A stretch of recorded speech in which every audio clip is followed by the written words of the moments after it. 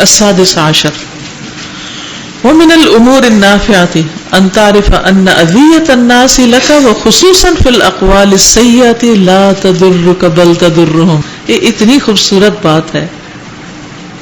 الا ان اشغلت نفسك في الاهتمام بها وسوغت لها ان تملك مشاعرك فإن ذلك تضرك كما ضرتهم فإن أنت لم تدع لها بالا لم تضرك شيئا. سبحان اللہ. ومن الامور النافعة اور فائدہ مند امور میں سے ہے ان تعریف کہ تو جان لے، تجھے پتا چل جائے، ان اذیت الناس کہ لوگوں کا اذیت دینا، ستانا، تکلیف پہنچانا، لکا تیرے لیے، وخصوصاً فی الاقوال السیئات خاص طور پر بری باتوں کے ذریعے. یعنی مفید چیزوں میں سے ایک یہ ہے کہ تم پہچان لو کہ لوگوں کا تکلیف پہنچانا، خصوصاً بری باتیں کہہ کے، الزام تراشی کر کے، تو اس سے تمہارا نقصان نہیں ہوگا. لا تضرک، تمہیں نہیں نقصان دے گی وہ چیزیں، بل تضرہم، بلکہ وہ خود کہنے والوں پر پلٹیں گی، انہی کو نقصان دیں گی. تو تمہیں کس بات کی فکر ہے؟ تمہارا کیا بگڑ رہا ہے؟ الا، مگر، ان اشغلت نفسک، اگر تم نے مشغول کر لیا اپنے دل کو، فی الاہتمام بہا، ان کے اہتمام کے ساتھ، یعنی ہاں اس وقت تمہیں نقصان ہوگا اگر تم نے ان کا اہتمام کرنا شروع کر دیا، ان کو اہمیت دی. اہتمام یا اہمیت کے معنوں میں، یعنی ہاں اگر تم نے خود کو اس پریشانی میں مصروف کر لیا اور اس کے لیے راستہ بنا دیا تو پھر تمہیں تکلیف دے گی. وسوغت لها، اور اس کے لیے راستہ بنا دیا، آسانی کر دی. ان تملک، کہ وہ مالک ہو جائیں، مشاعرک، تمہارے جذبات کے،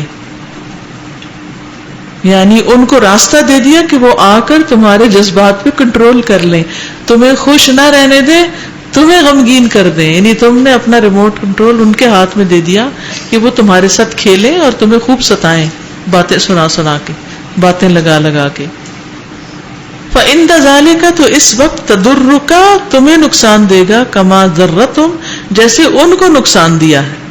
فَإِنْ أَنْتَ لَمْ تَدَعْ لَهَا بَالًا، پھر اگر تم نے ان کی پرواہ نہ کی، نہیں رکھا ان کے لیے کوئی دھیان، پرواہ ہی نہیں کی، بال کا مطلب دھیان رکھنا یا پرواہ کرنا، لم تضرک شیئا، تمہیں کچھ بھی نقصان نہیں دے گی. کہتے کہ مفید اسباب میں سے، وسائل المفیدہ میں سے ایک طریقہ یہ ہے کہ تمہیں یہ بات اچھی طرح سمجھ آ جائے، پتہ چل جائے، تم پہچان لو کہ لوگ جو تمہیں تکلیف دیتے ہیں خصوصاً باتوں اور زبان کے ذریعے، تو اس سے تمہارا کوئی نقصان نہیں، ان کا اپنا ہے، سوائے اس کے کہ تم نے خود کو اس بات میں انوالو کر لیا، ان کی بات کو سیریسلی لینا شروع کر دیا اور اس پریشانی میں سوچ بچار کرنے لگ گئے اور ان کو رستہ دے دیا کہ وہ آئیں اور تمہارے جذبات سے کھیل لیں، تو پھر تو وہ آپ کو نقصان دیں گے جیسے ان کو دے رہے ہیں. اور اگر آپ ان کی باتوں کی پرواہ نہیں کریں گے تو تمہیں کچھ بھی نقصان نہیں دے سکتے. تو لوگوں کی باتوں کی پرواہ نہ کرنا. جی، اس میں اتنا اہم میسج ہے کہ پازیٹیو تھنکنگ کے ساتھ پازیٹیو کام کرتے چلے جاؤ اور اپنا دھیان نیگیٹو کی طرف کبھی نہ لے کے جاؤ، ورنہ وہ آپ کو پازیٹیو سے ہٹا دیں گے، کیونکہ ان دونوں کے درمیان ٹکراؤ ہے، وہ ایک جگہ نہیں رہتے. جی بالکل. استاذہ، جب ہم لوگ جوائنٹ فیملی میں رہتے ہیں نا تو طبیعتوں کا، مزاجوں کا فرق ہوتا ہے، and still we have to stay together, اور بہت لمبی لائف بھی گزارنی پڑتی ہے. میری شادی کو جیسے 30 سال سے اوپر ہو گیا، تو شروع میں تو تھوڑی اریٹیشن ہوتی تھی، لیکن اب الحمدللہ جیسے جیسے وقت اس کے ساتھ گزرتا ہے نا، تو پھر وہ کوالٹی ٹائم جو ہے نا وہ اس کے اوپر آ گئے ہم، کہ کم ٹائم گزاریں، کوالٹی ٹائم گزاریں، اچھا ٹائم گزاریں، بجائے اس کے ہر وقت ایک دوسرے کی کچ کچ کچ کچ میں لگ گئے.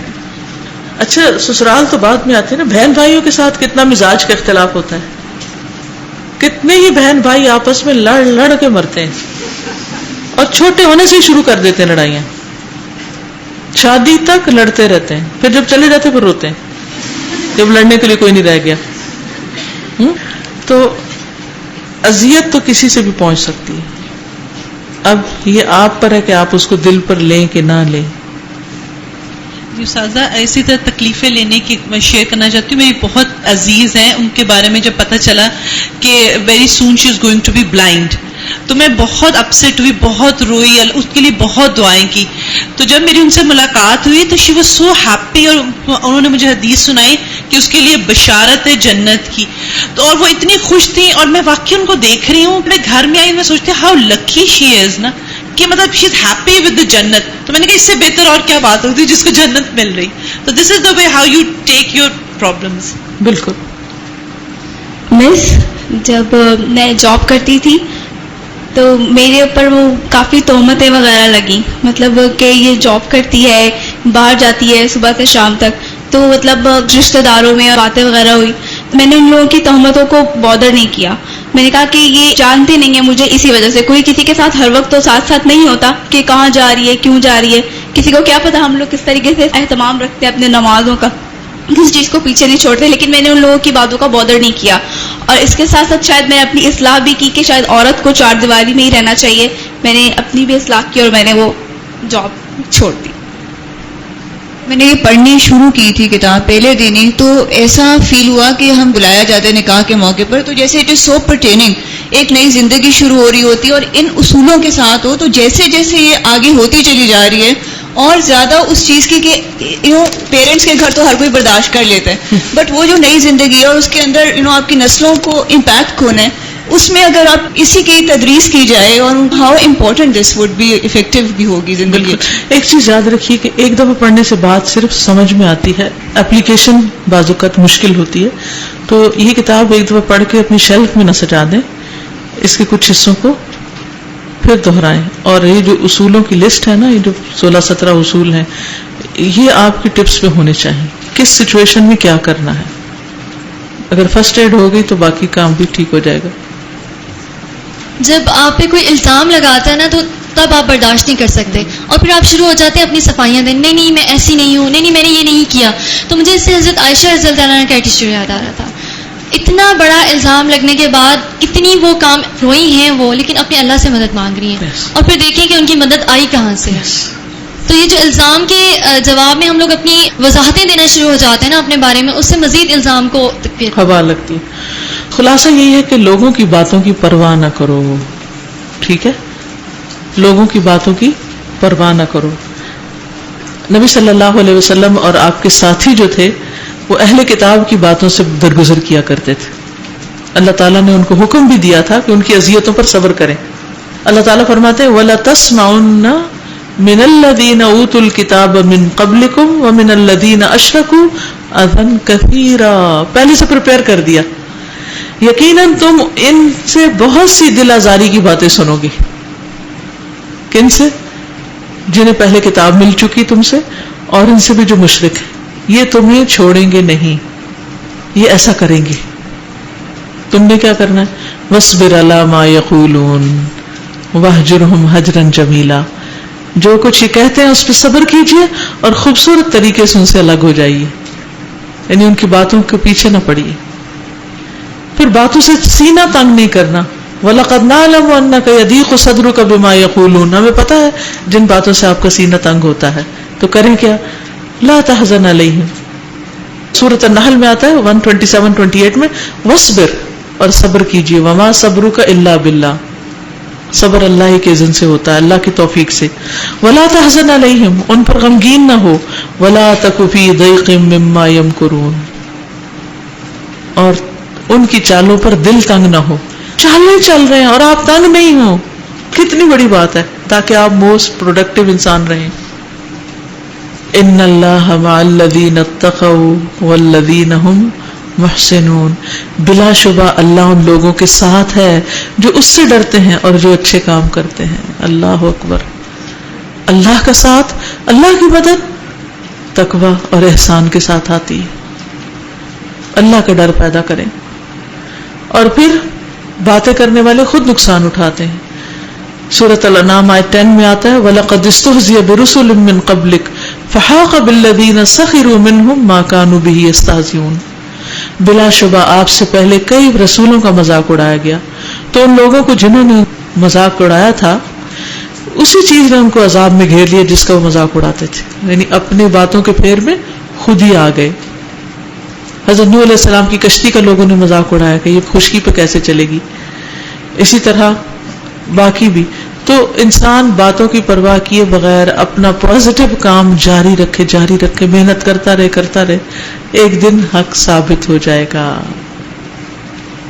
موسیٰ علیہ السلام جب فرعون کے دربار میں گئے تھے اور توحید کی دعوت دی تو فرعون نے الٹے سیدھے کوسچن کیے، تو موسیٰ علیہ السلام نے اریٹیٹ ہو کے جواب دینے چھوڑ دیے، ناراض ہو گئے. کیا کیا؟ کاملی ان کے جواب دیتے گئے کیونکہ وہ اپنے ایک مقصد کے لیے آئے تھے. جس بندے کی زندگی میں کوئی مشن ہوتا ہے، مقصد ہوتا ہے، وہ چھوٹی چھوٹی باتوں کی پرواہ نہیں کرتا. اس کو اپنے کام سے انٹرسٹ ہوتا ہے، اس کو اپنی آخرت سے انٹرسٹ ہوتا ہے کہ میں تو اپنے لیے آیا ہوں. مثلاً اگر میں یہاں آؤں آپ کو پڑھانے اور آپ مجھے تنگ کرے اور میں چھوڑ کے چلی جاؤں تو نقصان کس کا ہے؟ اپنا ہی نقصان ہے. تو لوگوں کی باتوں پر پریشان ہونے کی بجائے اطمینان سے اپنا کام کرتے رہنا چاہیے. رسول اللہ صلی اللہ علیہ وسلم نے فرمایا، کیا تمہیں تعجب نہیں ہوتا کہ اللہ تعالیٰ مجھ سے قریش کی گالیوں اور لعن طعن کو کس طرح دور کرتا ہے؟ وہ مجھے مذمم کہہ کر برا کہتے ہیں اور مذمم پر لعنت کرتے ہیں، حالانکہ میں تو محمد ہوں. نہیں، وہ میرا نام بگاڑتے ہیں اور وہ تو میرا نام ہی نہیں. چلیے اب کچھ کوئی کہنا چاہے تو. سانسا بھی یہ جو آپ نے بات کی نا ریموٹ کنٹرول کی، تو میں سوچ رہی تھی کہ کس وقت ہم لوگ اپنا ریموٹ کنٹرول جو ہے وہ دوسروں کے ہاتھ میں دے دیتے ہیں. تو مجھے یہ چیز سمجھ لگ رہی تھی کہ جب ہم کسی کے ساتھ بہت زیادہ فرینک ہو جاتے ہیں نا، تو تبھی ہم اپنی کمزوریاں دوسروں پہ کھول رہے ہوتے ہیں جو دوسروں کے ہاتھ لگتی ہیں اور وہ پھر اس کو مس یوز کرتے ہیں. تو ویسے تو اوپن اور کلوز دو بہت اپوزٹ ورڈز ہیں، لیکن اگر دیکھا جائے تو انسان جس کے زیادہ کلوز ہوتا ہے نا اسی کے سامنے اوپن ہو رہا ہوتا ہے، لیکن وہی ٹائم ہوتا ہے زیادہ کانشیس ہونے کا. بالکل. اور وہی انسان پھر بعد میں بلیک میل کرتا ہے. جی وعلیکم السلام. نا جب یہ بک سٹارٹ کی، پڑھنا شروع کی، تو مجھے فیل ہوا کہ میں کسی بھی بات پہ عمل نہیں کر رہی. لیکن اب کل الحمدللہ میرے گھٹنے میں ایسی تکلیف ہوئی کہ مجھ سے چلا نہیں جا رہا تھا. تو میں نے گھر جا کے ہائے شروع کی، تو پھر فوراً سے ذہن میں آیا کہ الحمدللہ کیوں نہ کروں، اللہ کا ذکر کیوں نہ کروں، اس پہ تو مجھے ثواب ہی ملے گا. تو پھر ذکر کیا میں نے، کچھ درد کم ہوا. پھر ماما نے ایکسرسائز بتائی، وہ کی، لیکن رات تک کوئی فرق نہیں پڑا. ایون کہ رات کو بیڈ سے اٹھا بھی نہیں جا رہا تھا. تو پھر رات کو میں نے نیت کی کہ صبح میں روزہ رکھوں گی، تو شاید اس سے مجھے جو ہے نا درد بھول جائے. تو روزہ جو ہے وہ رکھنے کی نیت میں کر کے سوئی، لیکن سحری ٹائم میری آنکھ نہیں کھلی. جب آنکھ کھلی تو اذان ہو چکی تھی. تو پھر روزہ اسی حالت میں رکھا، اور اب اللہ کا شکر ہے کہ میں یہاں پہ بیٹھی ہوں اور ٹھیک بیٹھی ہوں. الحمدللہ الحمدللہ. اور ایک اور بات بھی میں نے شیئر کرنی تھی. ماما جو ہیں میری، ان کا مسئلہ ہے. تو ایک تو یہ کہ روزے کی حالت ہے، مجھے سمجھ نہیں آ رہی میں بیان کروں یا نہ کروں، کیونکہ وہ ایک قسم کی برائی ہو جاتی ہے بابا کے بارے میں. نہیں، ابھی یہاں نہیں کریں. وہ ماما نے مجھے کہا تھا کہ آپ خود بیان کرنا ان سے. پھر بھی نہیں کرنا. اب آپ نے چونکہ نام لے دیا ہے، ورنہ آپ اس کو یوں بیان کر سکتی تھی کہ کسی شخص کا یہ معاملہ ہے. ٹھیک ہے، تو ہم سب کو پتہ نہ ہوتا کہ وہ شخص کون ہے. اب پتہ چل گیا، اس لیے ہم نہیں کریں گے. آپ نے کچھ کہنا تھا یہاں. طرح ہوا نا کہ اچانک پڑھتے پڑھتے میرا موڈ ایک دم سے آف ہو گیا، کچھ بھی سمجھ میں نہیں آ رہا تھا کیوں. تو میرے والد سے بھی شیئر کیا، تو کہتے اب ریزن ڈھونڈے، ریزن کیا ہے. تو مجھے کچھ بھی ریزن سمجھ میں نہیں آ رہا تھا، بس ایسے ہی. تو وہ مجھے کہتی تھی پڑھو، بابا کہتی تھی پڑھو، تو میرے سے پڑھنے بھی نہیں ہو رہا تھا. میں نے کہا میں تھوڑا سا نا قرآن پڑھنا چاہ رہی ہوں. تو پھر میں نے تھوڑا سا جو صورتیں مجھے پسند تھی ان کی میں نے تلاوت کی. پھر اس کے بعد میں اوپر جا کے میں نے وضو کر کے نماز پڑھی، اور صبح میں اٹھی ایک دم سے فریش. مجھے لگا تھا سب سے زیادہ فریش میں ہی ہوں سب میں. الحمدللہ. چلیے آخری حصے پہ چلتے ہیں آج کے لیسن کے. السابع عشر، وَاعْلَمْ أَنَّ حَيَاتَكَ تَبَعٌ لِأَفْكَارِكَ فَإِنْ كَانَتْ أَفْكَارًا فِي مَا يَعُودُ عَلَيْكَ نَفْعُهُ فِي دِينٍ أَوْ دُنْيَا فَحَيَاتُكَ طَيِّبَةٌ سَعِيدَةٌ وَإِلَّا فَالْأَمْرُ بِالْعَكْسِ. وَاعْلَمْ، اور جان لو، أَنَّ حَيَاتَكَ، کہ تمہاری زندگی، تبعٌ تابع ہے، لِأَفْكَارِكَ، تمہارے خیالات کے، افکار کے، سوچوں کے. آپ کو معلوم ہونا چاہیے کہ آپ کی زندگی آپ کی سوچ کی تابع ہے.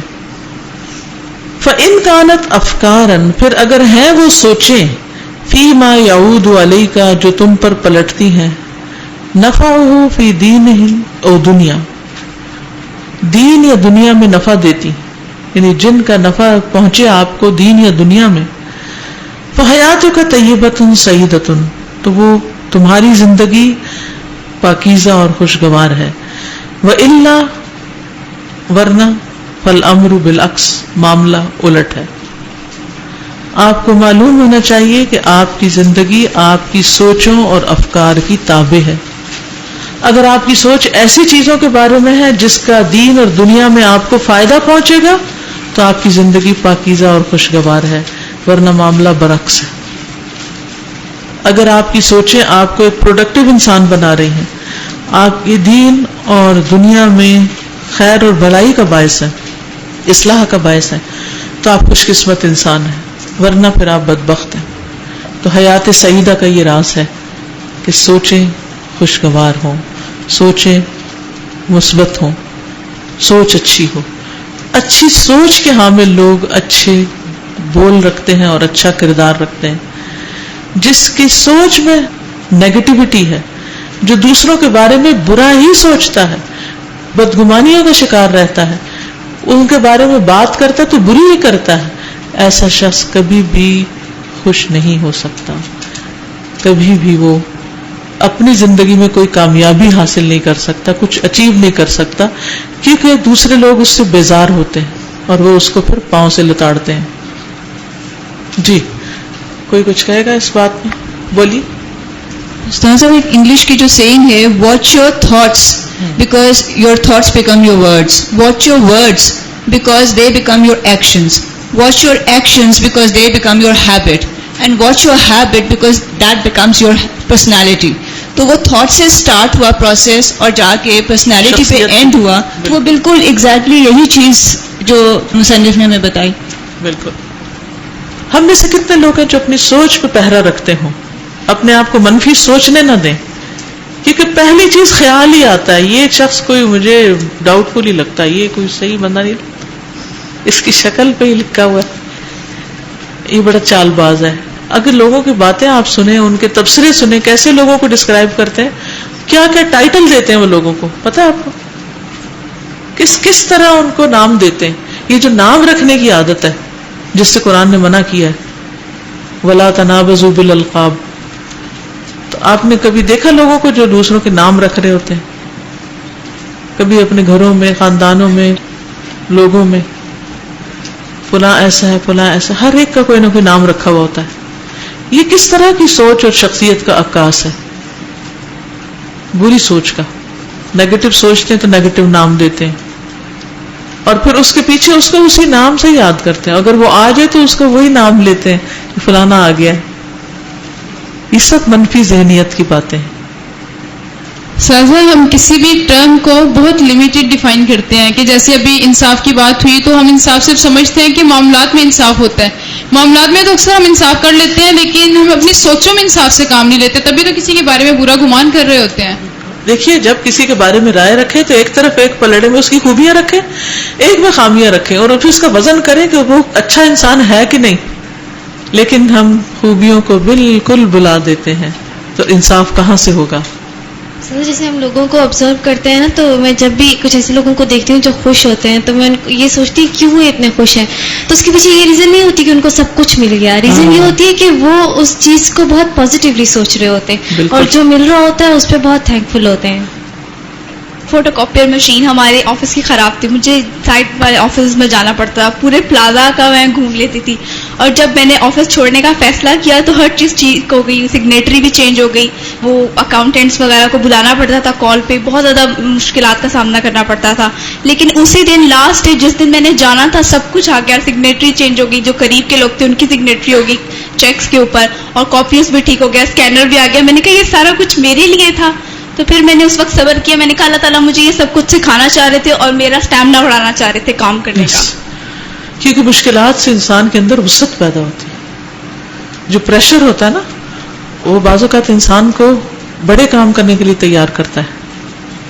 جی آپ سوچ غلط کرے تو ایکچولی یہ متکبر ہونے کی نشانی, ہم اپنے آپ کو بڑا سمجھ رہے ہوتے ہیں, تبھی ہم دوسروں کو. استاذہ ایک اور چیز جس کا ذکر یہاں پہ نہیں ہے، اگرچہ وہ اس سے میرے خیال میں تعلق بھی نہیں رکھتی، لیکن ایک ہمارے مزاج میں عام طور پہ ایک چیز آ گئی ہے کہ ہم لوگوں کا جب مذاق اڑاتے ہیں، اور خاص طور پہ جو کامیڈی کے نام پہ اور تھیٹریکل کامیڈی کے نام پہ اور پھر مذاق اڑاتے ہیں کس طرح ان کی نقلیں اتار کے، that is such a bad thing. اور قومی سطح پر یہ چیزیں ہو رہی ہیں، قومی سطح پر. اور استاذہ ایکسیپٹڈ ہے یہ چیز، ہر ایک اس چیز کو ایکسیپٹ کرتا ہے کہ یہ ہوگا، کامیڈی کے نام پر ایکسیپٹ کر لیا نا اس کو.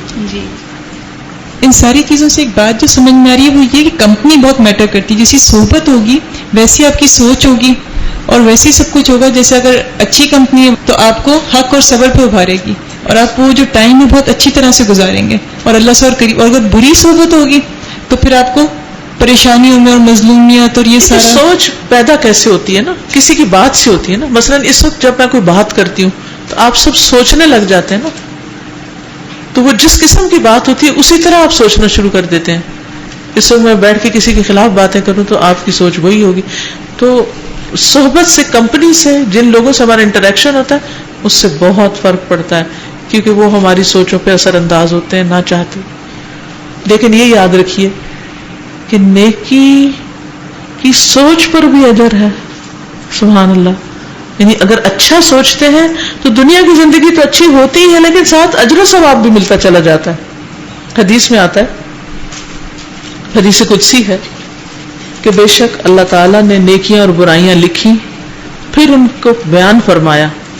بس جس نے کسی نیکی کا ارادہ کیا لیکن اس پر عمل نہ کر سکا تو اللہ نے اس کے لیے اپنے پاس ایک مکمل نیکی کا بدلہ لکھا. سبحان اللہ. اور اگر اس نے ارادہ کر کے اس پر عمل بھی کر لیا تو اللہ نے اس کے لیے اپنے پاس 10 نیکیوں سے لے کر 700 نیکیوں تک، بلکہ اس سے بھی زیادہ لکھا. اور جس نے کسی برائی کا ارادہ کیا پھر اس پر عمل نہیں کیا تو اللہ نے اس کے لیے اپنے پاس سے ایک مکمل نیکی لکھی. برا سوچا لیکن کام برا نہیں کیا، اور اگر اس ارادے کے بعد عمل کر لیا تو صرف ایک برائی لکھی گئی. یہ ریشو ہے نیکیوں اور برائیوں کا. ابو ذر رضی اللہ تعالیٰ عنہ کہتے ہیں رسول اللہ صلی اللہ علیہ وسلم کے ساتھ تھا، میں آپ کا ہاتھ پکڑے ہوئے تھا. آپ نے فرمایا اے ابو ذر، اگر مجھے احد پہاڑ جتنا سونا یا چاندی مل جائے تو میں اسے اللہ کے راستے میں خرچ کر دوں گا. کیا سوچ ہے، اگر مجھے یہ مل جائے تو میں اس کے ساتھ یہ کروں گا. میں جس دن بھی مروں میں یہ نہیں چاہوں گا کہ اس میں سے ایک قرات بھی میرے پاس ہو. میں نے کہا اے اللہ کے رسول ایک قنطار. آپ نے فرمایا ابو ذر، میں قلیل کی طرف جا رہا ہوں، تم کثیر کی طرف. میں آخرت کا ارادہ رکھتا ہوں اور تم دنیا کا. میں کہہ رہا ہوں قرات، اور آپ نے الفاظ 3 دفعہ دہرائے. یعنی پھر وہی بات ہے کہ انسان کیا کرنے کا ارادہ رکھتا ہے. دیکھیے عام طور پر کیا ہوتا ہے، بعض اوقات ہم بڑے اچھے کام کر رہے ہوتے ہیں، اتنے میں ہماری زندگی میں کوئی تبدیلی آ جاتی ہے، چینج آ جاتا ہے، اور پھر ہم وہ سارے اچھے اچھے کام چھوڑ دیتے ہیں، نیکی کی دوڑ میں پیچھے رہنے لگتے ہیں اور حالات کا رونا روتے رہتے ہیں. ٹرو، حالات بدلنے سے مشکلات ضرور ہوتی ہیں، لیکن یاد رکھیے جو ارادے کا سچا ہوگا اللہ اس کے لیے راستے کھولے گا. اور اگر کسی وجہ سے راستہ نہیں بھی کھلا تو اس کو بستر پر بھی شہادت کی موت آئے گی، جو شہادت کی سچے دل سے تمنا رکھتا ہو. تو اصل بات انسان کا اپنا ارادہ اور نیت اور سوچ ہے. سوچ کو معمولی نہ سمجھے، کیونکہ سوچ سے ہی عمل کا سفر شروع ہوتا ہے. واچ یور تھاٹس، کیا سوچتے رہتے ہیں. جی بولیے. استاذہ میں یہ سوچ رہی تھی، کبھی کسی انسان کا کرائٹیریا جب میں سوچتی ہوں تو میں یہ سوچ رہی تھی کہ پازیٹیو سوچ ایک ہونا. مثلا اگر دین کی طرف نہیں ہے کوئی انسان، ایون تب بھی اگر اس کے اندر سوچ پازیٹیو ہوگی، وہ سوچ اچھی سوچ کے ساتھ ہوگا تو وہ دین کی طرف بھی آ جائے گا. مطلب اس کی مثبت سوچ اس کو ہر اچھائی کی طرف لے آئے گی. تو کیونکہ اس کا ارادہ سچا ہے نا. ہم یہ جو بہانے کرتے رہتے ہیں نا ماحول کے، یہ بہانے ہوتے ہیں زیادہ تر. جس کا ارادہ سچا ہو اس نے کرنا ہی کرنا ہے یہ سب. اور وہ کب سچا ارادہ کرتا ہے؟ جب اس کو اپنے کام کی ویلیو پتا ہوتی ہے کہ اس کا اجر و ثواب کتنا بڑا ہے. اب شہادت کا اجر و ثواب جس کو سمجھ آ گیا اور اس نے اس بات کو سچا سمجھا تو اس کی تو تڑپ ہی اور ارادہ ہی بدل جائے گا، اور پھر اس کے بعد وہ راستے تلاش کرے گا. لیکن اگر نیت ہی سچی نہیں، ڈاواں ڈول ہے، کچی پکی ہے، متذبذب ہے، کروں کہ نہ کروں, کرنے سے یہ نہ ہو جائے, خوف ہے, وسوسے ہیں, تو پھر انسان پیچھے ہی رہ جاتا ہے. پھر آہستہ آہستہ آہستہ آہستہ نیکی کے کام میں بہت پیچھے رہ جاتا ہے. بولیے. استاذہ میرے ذہن میں یہ آ رہا تھا کہ اگر ہم اپنی سوچ کو چیک کر لیں نا تو غیبت کم ہو جاتی ہے. تو اسی طرح بہت سی خواتین ہم بہت سا ذمہ شوہروں کو دیتے ہیں کیونکہ وہ ظن برا ہوتا ہے نا. جی. اجتنبوا کثیرا من الظن ان بعض الظن اثم. بہت سی خواتین جو کام نہیں کرنا چاہتی ہیں تو وہ کہتے ہیں ہمارے شوہر اجازت نہیں دیتے. Yes. جیسے اکثر پوچھتے ہیں پلکنگ کریں نہ کریں تو ہم کہتے ہیں اس پر کام پر لانا کرے نہ کرے. تو یہ میں نے اپنے نماز پر پڑھے نہ آزمایا ہے. الحمدللہ میں شوہر کی زندگی میں دین کی طرف آ گئی تھی اور وہ بھی جیسے 3 سال پہلے دین کی طرف آ گئے تھے, جس کی مجھے بہت اطمینان ہے. تو جب میں نے پلکنگ چھوڑی تو 2-3 دن گزر گئے, کسی نے دھیان ہی نہیں دیا. میرے حالانکہ شوہر بہت شوقین تھے کہ ہر وقت میں تیار ہوں, تو میں نے دیکھا انہوں نے دھیان نہیں دیا. پھر میں نے تیسرے دن خود ہی پوچھا میری شکل غصے والی نہیں لگ رہی, تو انہوں نے کہا نہیں. پھر میں نے بچوں سے پوچھا, انہوں نے کہا نہیں. یہ ہم عورتوں کا اپنا خیال ہوتا ہے میرے ذہن میں تب سے پھر تجربہ. وہی خیال ہی کی بات ہے نا, جیسا خیال ہوگا ویسا ہی عمل ہوگا. جی. استاذہ یہاں خوشگمانیوں کی بات ہو رہی ہے تو ایک چیز بہت زیادہ آ رہی ہے ذہن میں کہ ہم خوشگمان کیوں نہیں ہو جاتے؟ کیا یہ بہت مشکل ہے خوشگمان ہونا؟ شیطان نہیں ہونے دیتا نا, وسوسے ڈالتا ہے. وہ خیال کے راستے سے ہی تو آتا ہے. سب سے پہلے سوچ پہ حملہ کرتا ہے, پھر ہمیں اس کے مطابق ایکشن کرواتا ہے. جی.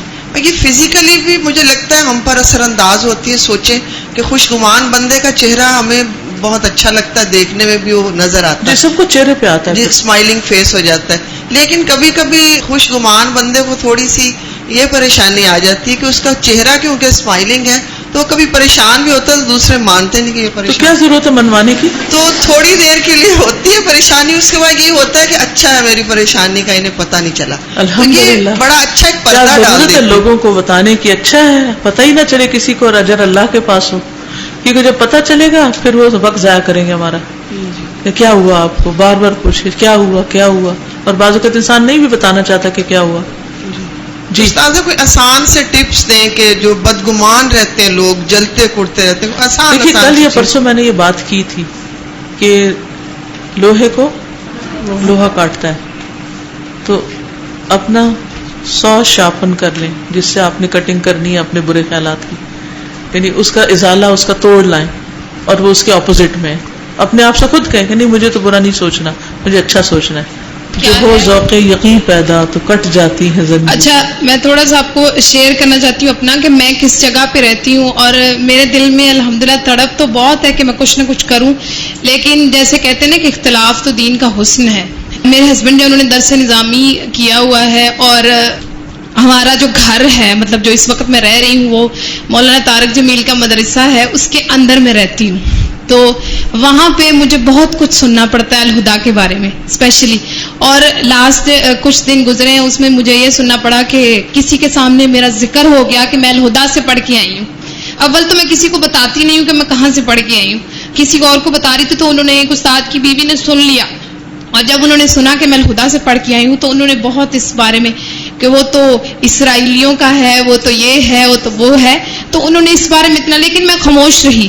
تو اب یہ ہے کہ جہاں پہ آپ کے لیے ایسا گراؤنڈ ہو اور ہر بات میں اختلاف ہو, میں نے سوچا وہ انشاءاللہ پڑھانے کا, لیکن اگر کوئی آپ کی بات سننا ہی نہ چاہے, نہ سنائے, اللہ کو سنائے, پھر چپ رہ جائیں, کچھ نہ کریں, کچھ نہیں کریں, اپنے عمل سے دعوت دیں کہ ہم بنی اسرائیل نہیں ہیں. کچھ عرصہ پہلے نا میں نے اس بات کا کیا اپنے شوہر سے اظہار. ایک حیرت یہ ہوتی ہے کہ بعض اوقات لوگ دوسروں کو بنی اسرائیل کہتے ہیں اور خود ان میں بنی اسرائیل والی آتے ہوتی ہیں. کچھ عرصہ پہلے میں نے اپنے شوہر سے شوق کا اظہار کیا کہ میں بچوں کو پڑھانا چاہتی ہوں نا.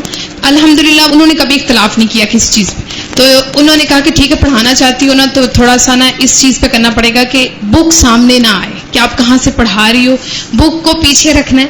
تو میں نے سب استادوں کے بچوں کو اکٹھا کیا اور ان کو نا ہمارے بچے ڈپارٹمنٹ سے بک منگوائی. اب میں کیا کرتی تھی, بک کو گھر میں رکھتی تھی اور اس کو کاپی کے اوپر جو پوائنٹس ہوتے تھے وہ نوٹ کر کے, تو انہی استادوں کے بچے 15-16 بچے ہو گئے تھے, ان کو میں نے پڑھانا شروع کر دیا. اور ماشاءاللہ پھر میں نے دیکھا کہ پھر وہی بچے جو ہے نا وہ ساری باتیں گھر بتاتے تھے, لیکن جو استاد ہیں وہ پھر بھی اس میں سے کچھ نہ کچھ نکال لیتے تھے کہ یہاں پہ یہ چیز جو ہے نا وہ, تو اپنی اصلاح کر لیں. اگر وہ صحیح کہتے ہیں تو اپنی اصلاح کر لیں, اور اگر وہ ٹھیک نہیں کہتے تو ان کی مجبوری سمجھ.